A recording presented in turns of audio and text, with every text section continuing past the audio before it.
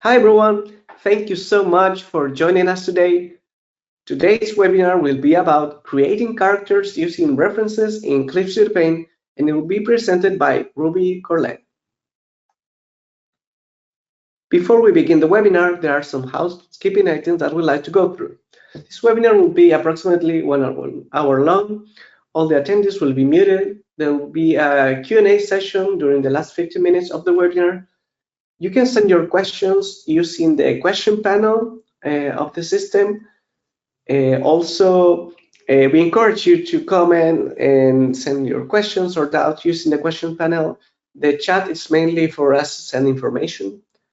Unfortunately, due to time constraints, not all the questions will be answered. This webinar is being recorded, and the recording will be shared on social media and will be sent via email to all registrants and attendees. Some of you ask if there's going to be an e-certificate. If you're an attendee, you will receive an email from the system and you can generate your own e-certificate right away. The panelists for this webinar are Mario Quiñones, myself, and Ruby Caurlette. If this is your first time using Clipstudio Paint is your all-in-one solution for stunning, ready-to-publish illustrations, comics, manga, and animations. Learn more at clipstudio.net/n and graphicly.com. Also, we encourage you to share Instagram stories tagging us as #webinar, @Caurlette, @Graphicly, @Wacom, and @ClipStudioOfficial. We'll be sharing your stories if you tag us. Roba, also known as Ruby Caurlette, is an architect and digital artist. She's known for her semi-realism portraits. Ruby's work discovers the aesthetics using vibrant colors and glitters. She has been teaching digital painting for 4 years now on Class 101, her website, and also at the university.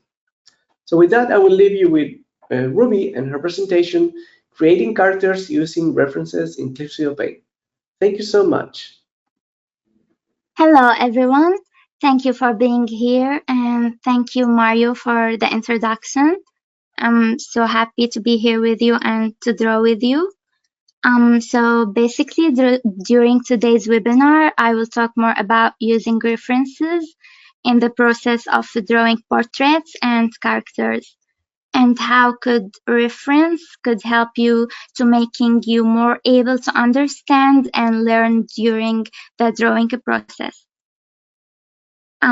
For me, first of all, it's very important to understand that the reference is there to help you.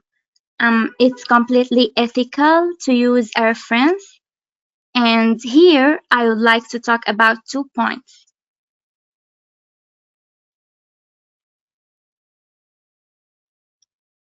The first is some of you can use one reference, such as a photography, for example, of a person's features, or you could use it as a body position. Or you can use several photo references, like to do just a mood board. So you could take inspiration that you will be able to do and produce one original work. So you could combine more things in one painting by combining, for example, a person's face and using another reference just for position, and another reference, for example, for a light source, and another reference, for example, for clothes, and other one only for background, for example, depending what you want to do and what you want to create. But now I'm going to show you my way of using the references in drawing. For me, it's not only that I'm using to be able just to transfer what I see and make sure that my measurements are correct, but for me, it teaches me how to understand anatomy as a self-taught artist. It helps me to understand where the shadows and the correct lights are. So here, for example, in this reference, you could see how the hand position is, how the position of the hands are. You could use, for example, another reference to see the light source and to understand how the light source on the face.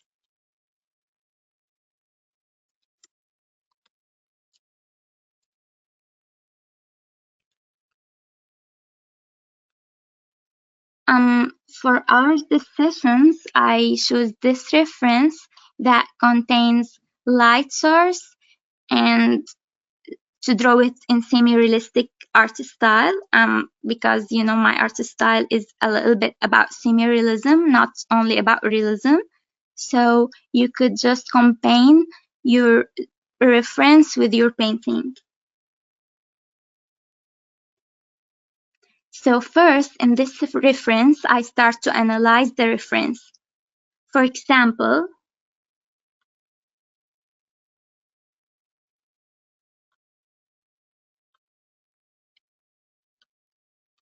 notice that she is looking up, looking forward. She lifts her head up just a little bit because of the lower part of the nose that appears.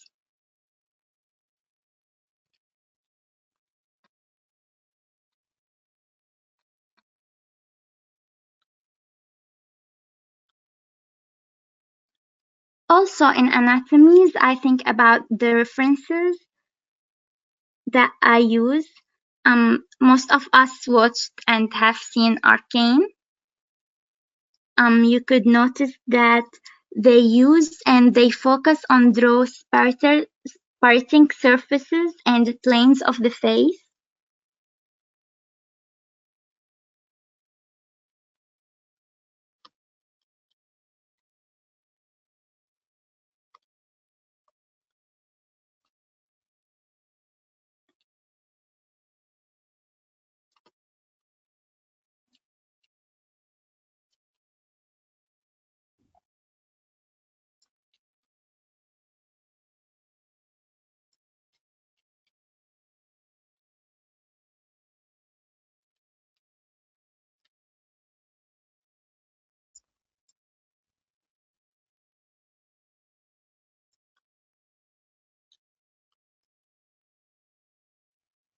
These techniques help to understand the difference between soft edges and sharp edges.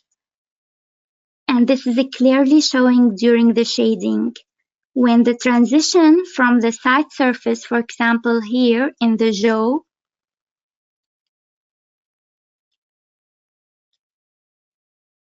to the cheekbones, especially in the mains,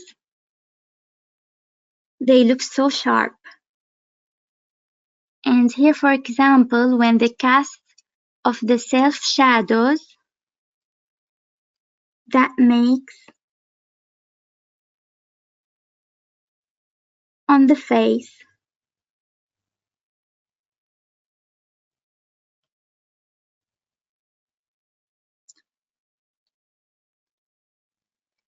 you could see the heart shapes.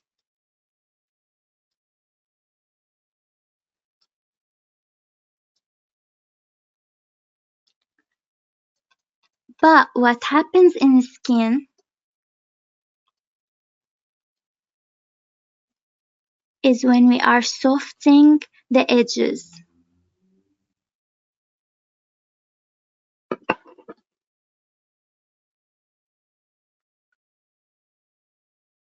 So we get a soft skin.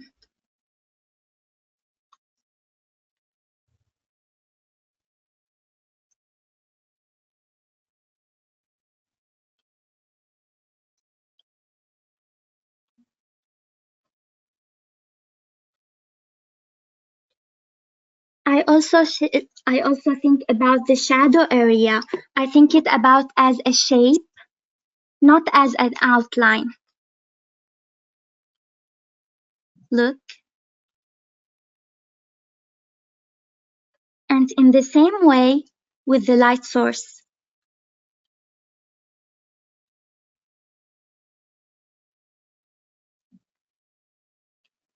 In the same way, I think about the shape of each part of the face. For example, the eye socket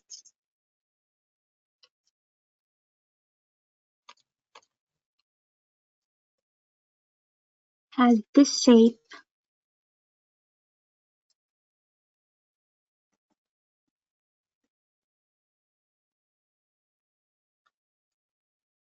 So it's all about the relationship between the shadows and the light.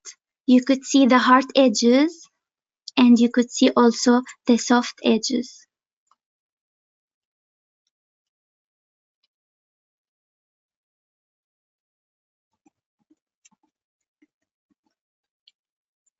And now let's start to draw the sketch of our reference.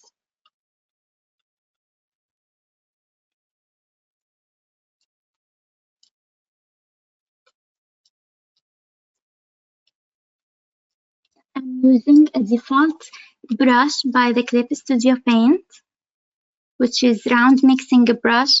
Actually, I use it for everything.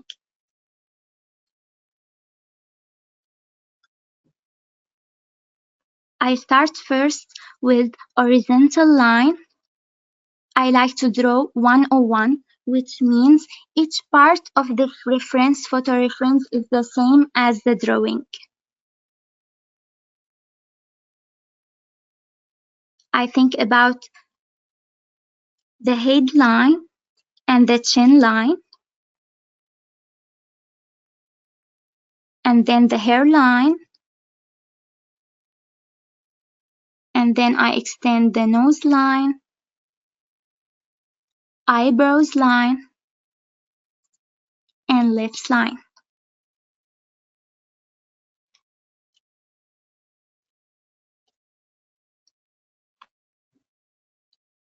In the same way,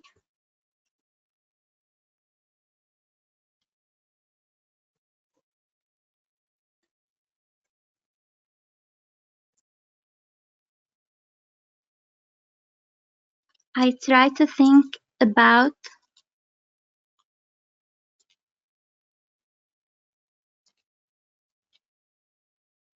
the width of the face, and then I think about the shapes.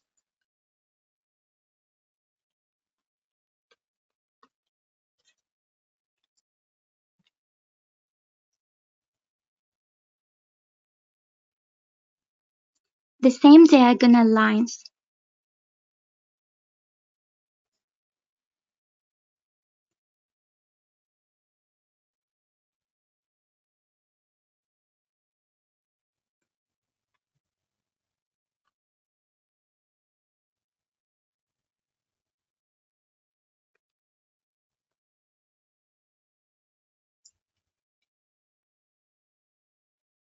Now I will draw the eye sockets.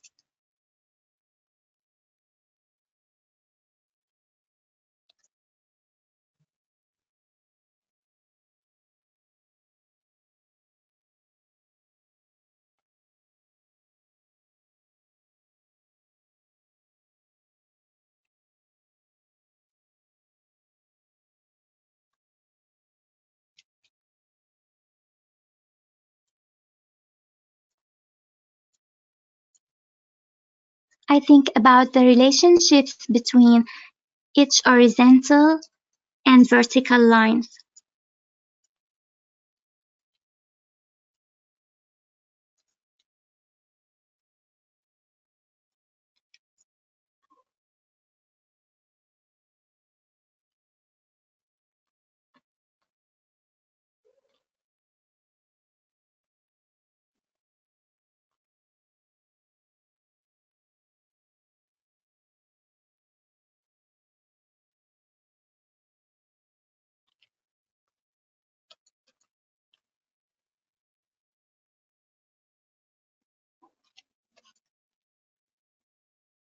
I start with the shape first, and then we could go to draw the details.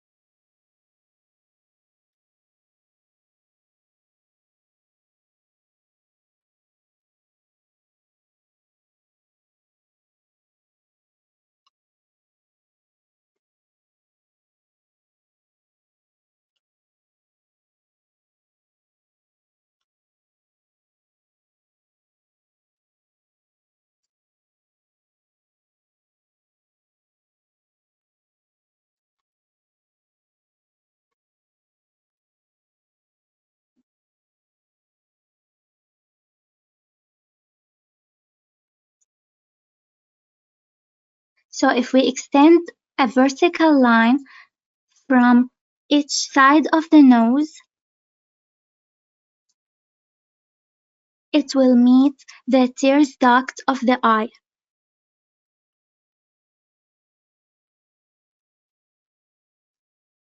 Remember the third eye rule.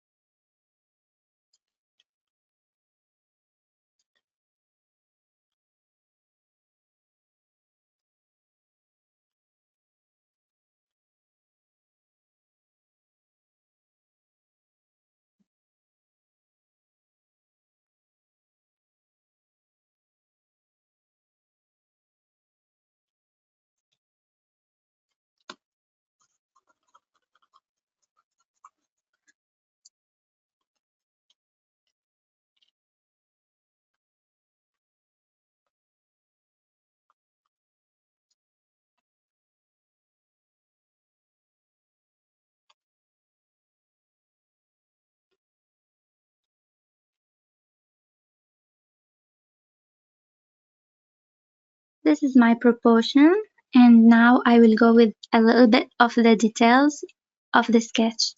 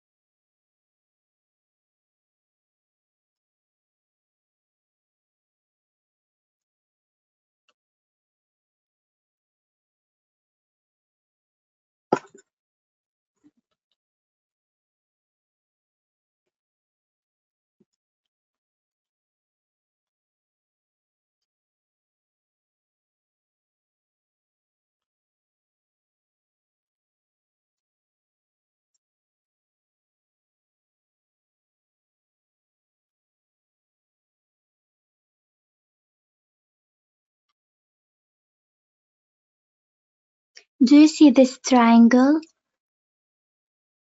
It could help you to check your measurements if it's right or not.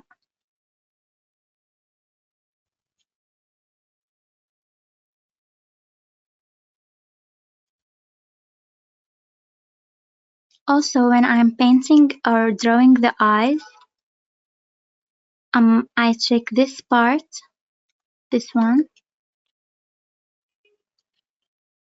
if it's the same or not.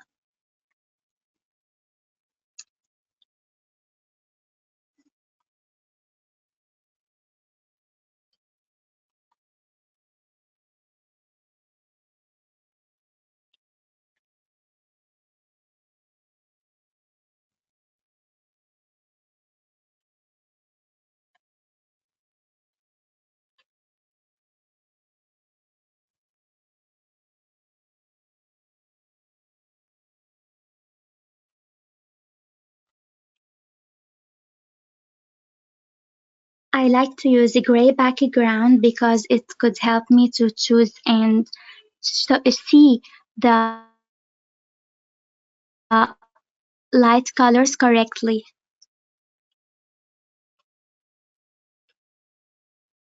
So now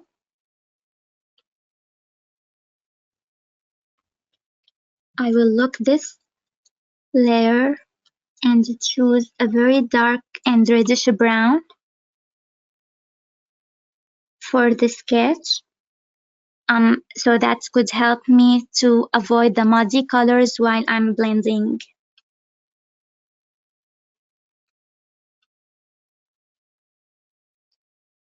So you could notice the background, which is green.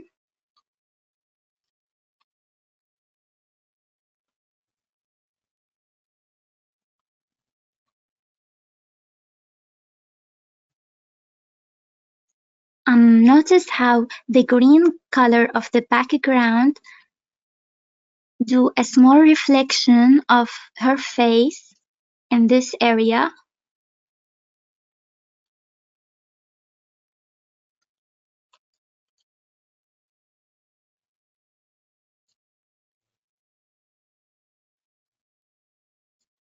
And notice how the light source is coming above.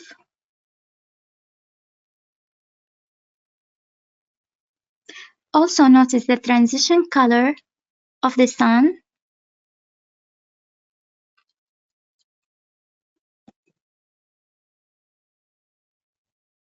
Here, I want you to just look at this between the light colors and the colors of the shadow. I try to choose a warm transition color so I could avoid the muddy while I'm blending.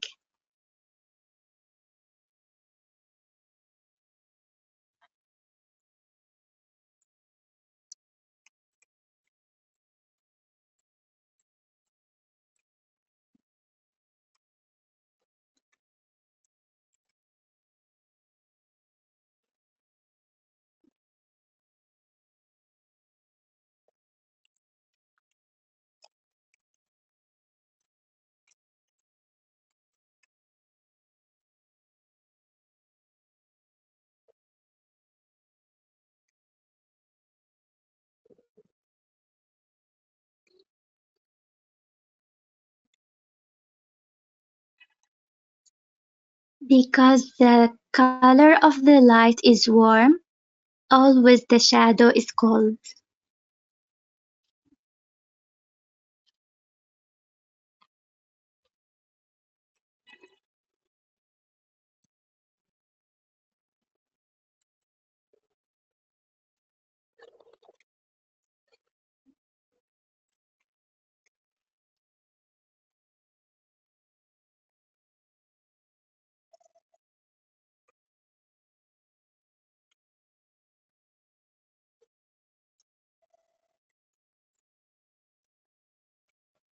Also, when I'm building the value, notice that I choose the colors as a C or arc, not like this. it's like this, so I could just get rich saturations and get the right values for the shadows. Yep. While I'm choosing each color, I always ask myself, what's this color? Is it cold or is it warm? Is it a little bit yellowish or reddish? Is it pale? Is it more of red or yellow or orange?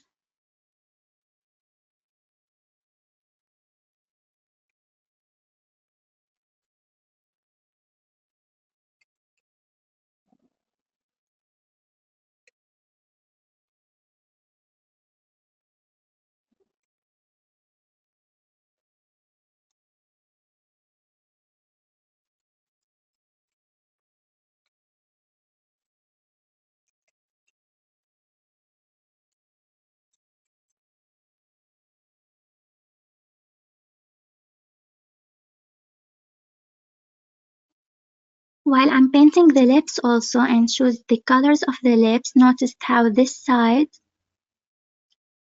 is on the dark side, but this one is brighter. In the lower lips as well.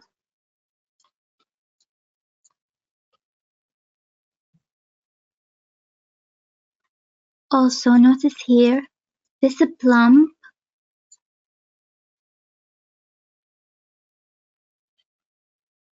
here.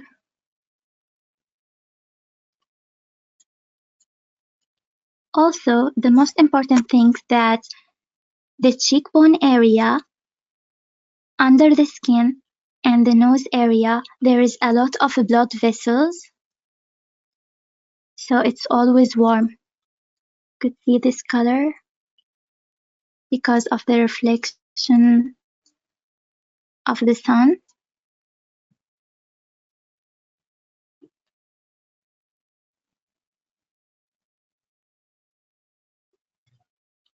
It's the rim light.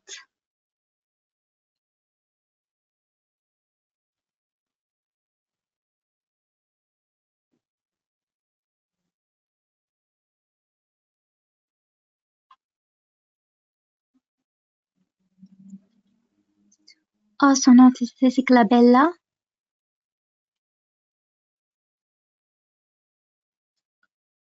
between the forehead and the nose bridge. Also notice the tip of the nose.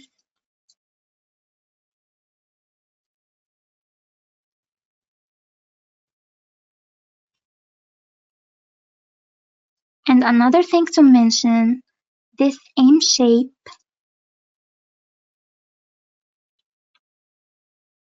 which is defined by the light. You could feel your skull up of your eyebrows.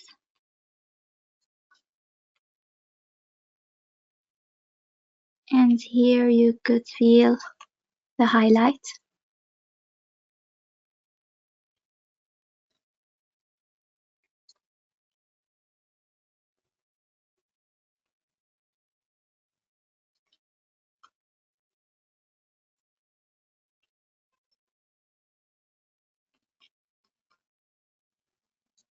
The white of the eyes isn't white actually. It's more grayish. Notice this side is like blue-gray, something like that. While this one is lighter.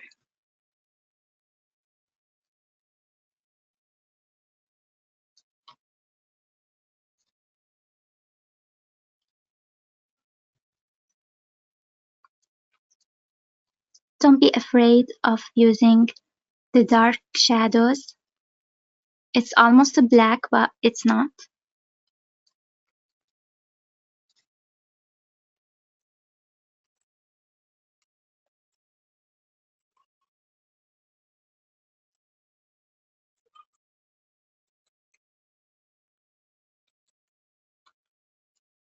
As we said earlier, because of the reflection light of the background,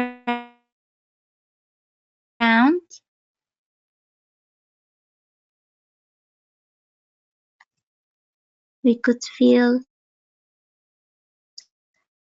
this area darker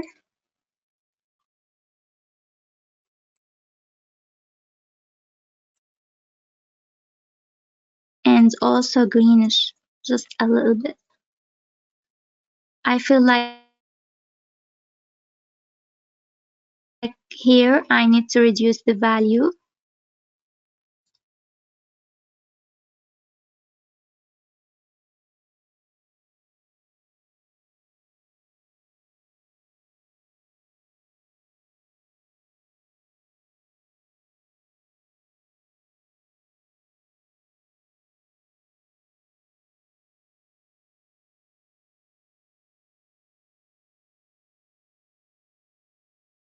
And for nose,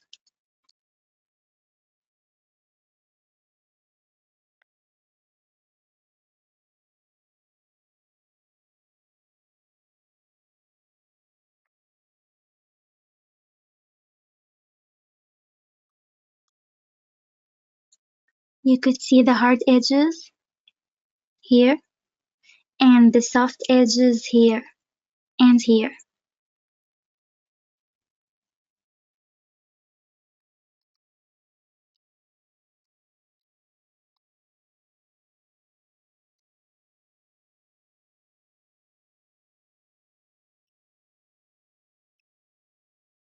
A transition color between the shadows.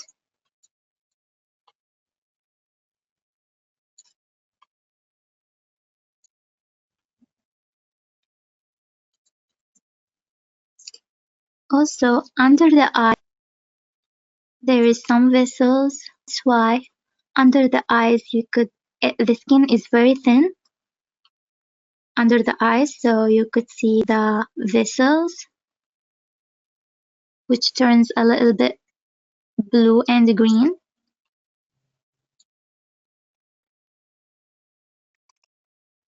Also, notice how this dark area reflects on the height here.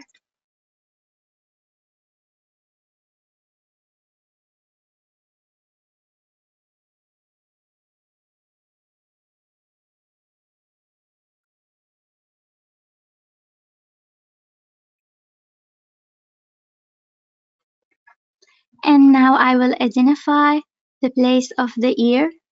It's very dark.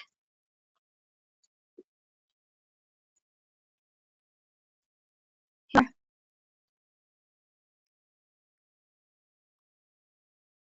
Unfortunately, I don't think I would be able to add all the details and the blending process. So in this session, we are only built up the blocking colors.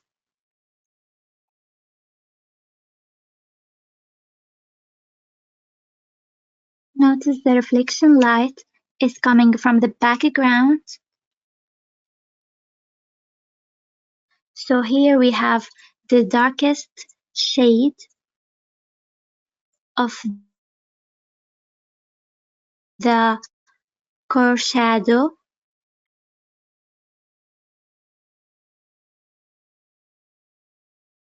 And in this area too. And notice how here we could feel it's just a little bit lighter. It's the second plump. Here is the first one, and here is the second one. I will add another transition color here.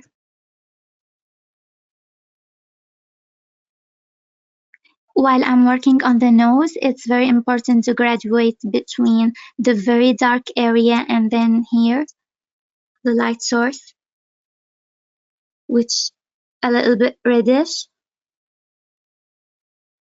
It's another rim light. As just this area too. I think that this area or this plane, I think about the block in as a plane, a little bit bigger.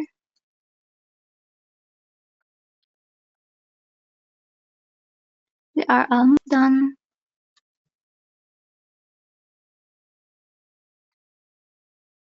Actually, I like to all the details and all the colors in the same layer, so it would be much easier to blend. The second step is to blend all those colors, but only try to save the hard edges area. But for example, this place, we could see the very soft transition, so I could only blend it together very well. You could see this place also between the surface of the nose, which is also has very soft edges, while this area has a very hard edges, so I left it without blending. Okay, you could see this place is lighter than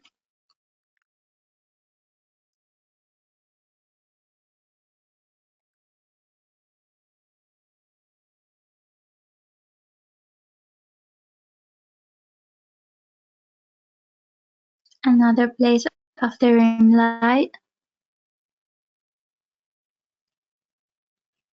There's a trick that I really like. Once I see a place that is very muddy, I just try to choose a very warm color, and then I lower the opacity,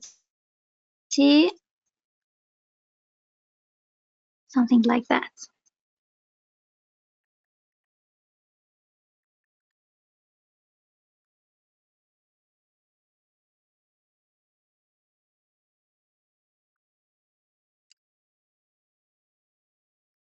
Alright, almost done.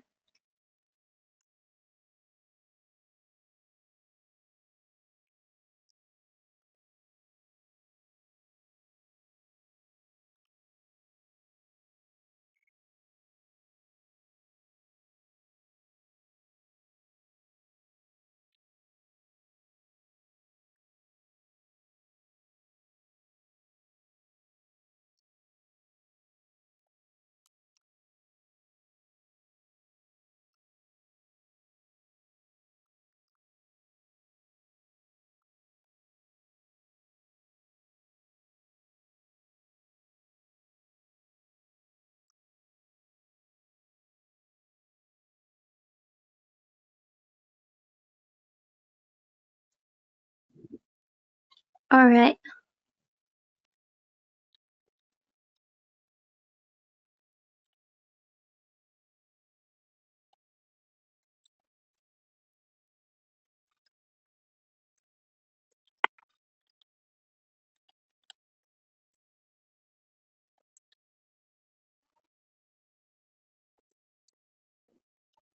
Ruby, can you hear Hello, me? yep. Hey, do you Yes, think I we can can hear you. go in the meantime to the Q&A while you finish the drawing? Yes, I think that I will finish right now. I will end it right now. This is the block in the process. Okay. Sadly, we can't go right now into the details, but in the future, maybe. Yeah, for sure. I Okay. think I will finish it in this shape. So, well, thank you so much, Ruby, for this amazing presentation. Everybody loved it. There's some really nice words. For example, Aleda van der Merp say, thank you for the informative webinar and demonstration. Seeing the steps and roughness coming together is really amazing. Also, another nice comment from Ken Cope. It's been really useful to see how Ruby blocks out her paintings and then blends to create her portrait images.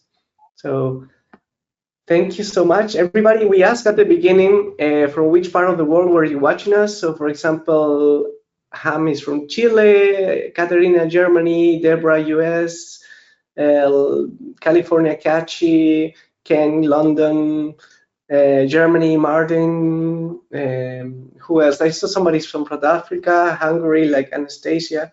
So thank all of you. Thank you so much, Ruby.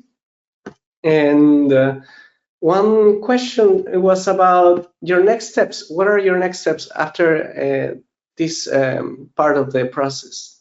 So the second part actually, yep. So the next part is actually about the blending all the sketch with the color block in, but then I try to save the very hard shapes, so I don't blend it very well, but the soft areas I try to blend it smoothly, and then I add more details so I could match a little bit of accurately of the photo reference.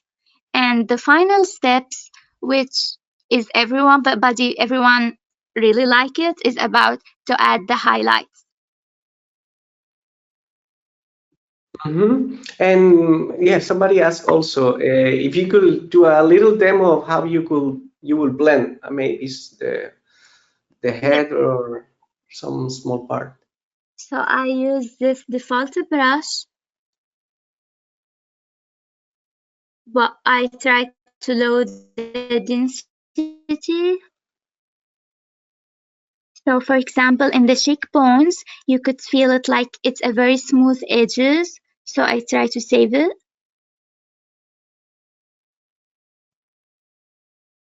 But here, for example, it's a very hard edge. So I try not to miss it while I'm blending.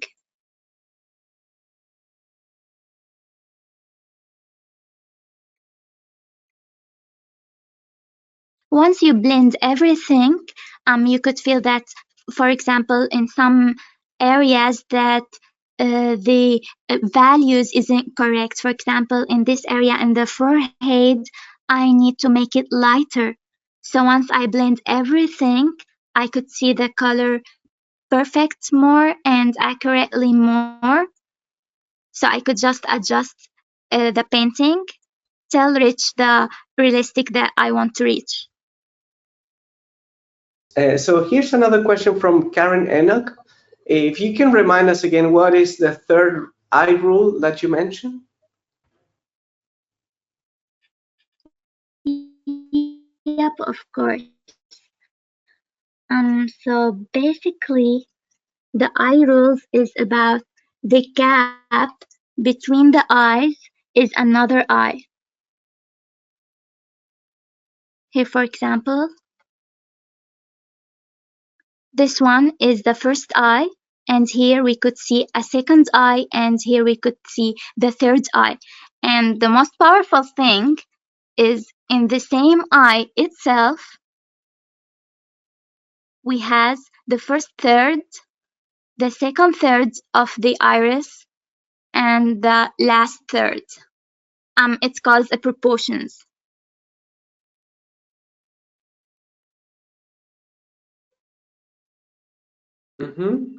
And here's another question from Olympia Dominguez. How do you make the shape of the face part, like the nose, look defined?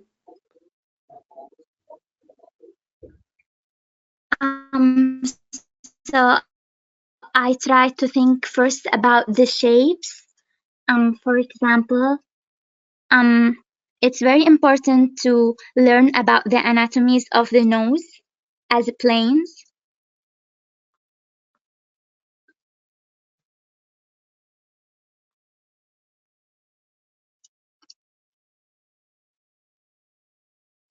Wait a second.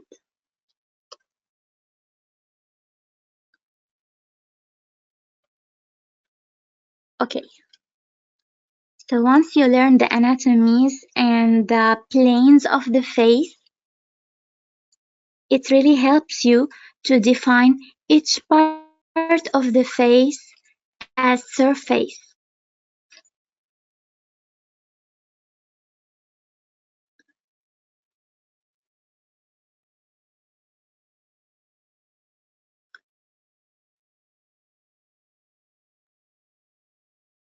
Here, for example, the glabella, here is the bridge of the nose, and here is the rabbit of the nose or tip of the nose. Here is the nose wings. So when you understand the planes, you could apply it on your reference.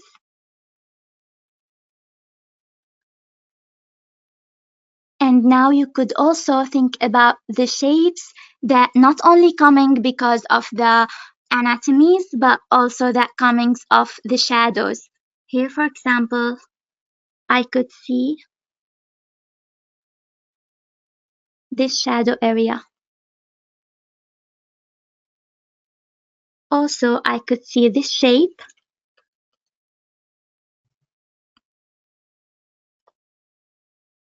which coming together as the lowest part of the nose, this one. So it's very important not only to look at your reference as only as planes or as proportions, but also think about the relationships between the shadows and the light as shapes, not as outline. A lot of people think about when they are drawing about the outline. It's not correct. For me, it's not correct. Nothing wrong, but when you are thinking about the shapes, you could identify your painting much better. For example, here, these shapes, I could draw it just correctly. And to think about this shape also,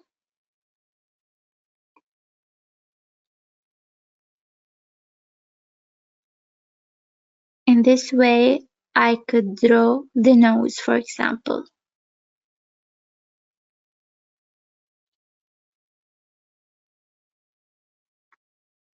Is it clear? Yes, perfect.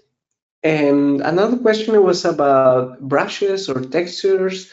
If you use some specific brush or material to get some skin detail or something.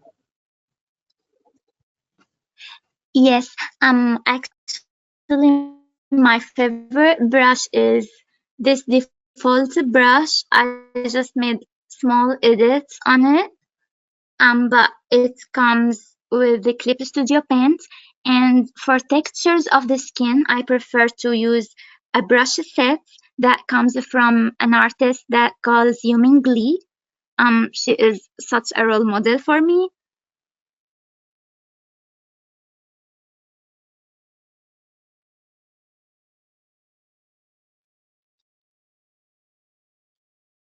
But however, most of the time I use the default brush, like round mixing brush,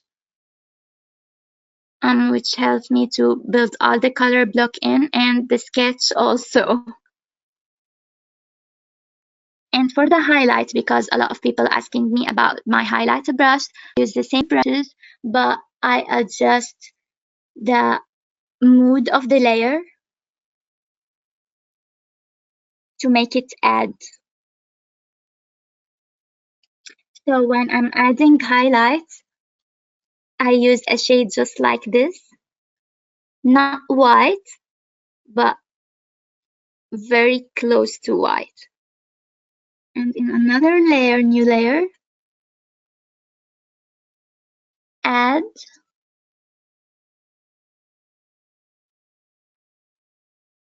and then I could blend it just a little bit.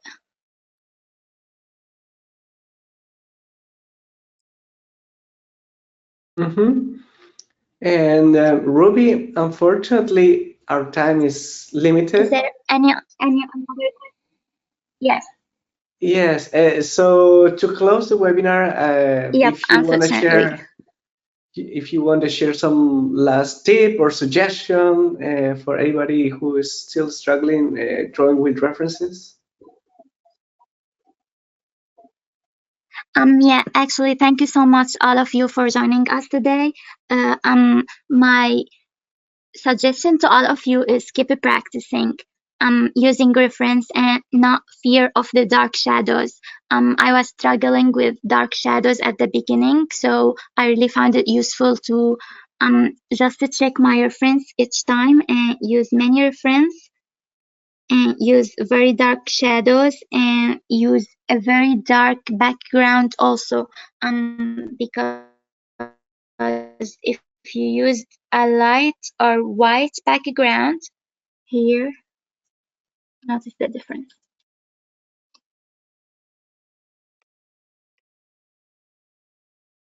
The same color, notice how it looks different. Well, thank you so much, Ruby. Today we struggled a little bit with the connection, but I think we made it to the end. Everybody saw your process, which is really amazing to watch live. So we want to thank you so much for this amazing presentation. Thank you so much. Thank you so much, everyone. And before we go, we want to share one last bit of information. If you want to learn more about Clip Studio Paint, visit our website, clipstudio.net/n and graphicstudio.com. Also, many of you asked if this webinar has been recorded. Yes, we'll upload it to our YouTube channel, Graphicsly, and Clip Studio Paint channel. So please subscribe to get a notification once the video is available. Also, for more information about Ruby and her amazing artworks, follow her as Caurlette on Instagram, Facebook. You will see there her links. So stay tuned with her projects. So once again, thank you all of you who joined us during the whole year. If you missed any webinar, go to Graphicsly channel, go to the webinars playlist. You will find tons of webinars, not only from this year, but earlier in different languages. So we want to wish you the best for this end of the year, and we'll see you in 2025. So please stay tuned. Thank you so much, Ruby. Thank you. Bye-bye. Thank you. So stay tuned. See you in our next events. Bye-bye. Bye-bye.